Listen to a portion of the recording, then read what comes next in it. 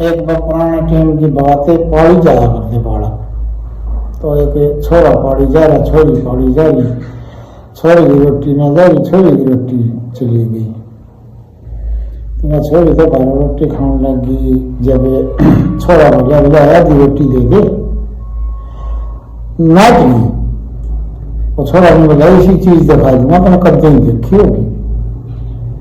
नहीं बोली ठीक से चला आधी रोटी छोरा ने खा ली, छोरी ने रोटी खा ली।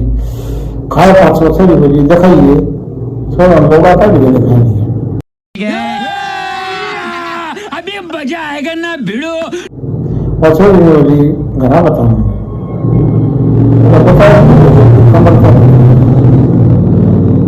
जागो छोरो ने बता दी। मिली जागो छोरी ने बता दी, मुझे वो पूछना मेरे थी नोट नु करे, मुझे कर के दिखा दिया मेरे थी।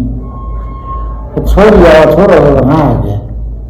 नहीं बोला तो छोर मेरी छोरी के नोट नु करे। नहीं बोला कोई बात नहीं करे, तो कौन के छोर ने छोरा को बुझी उसने। छोरा ने बोला बाबू मन तो रोटी कौन जाई थी, मन तो भूख मरता खाए खाया। नया चीज क्या जरूरत तुम तो काम के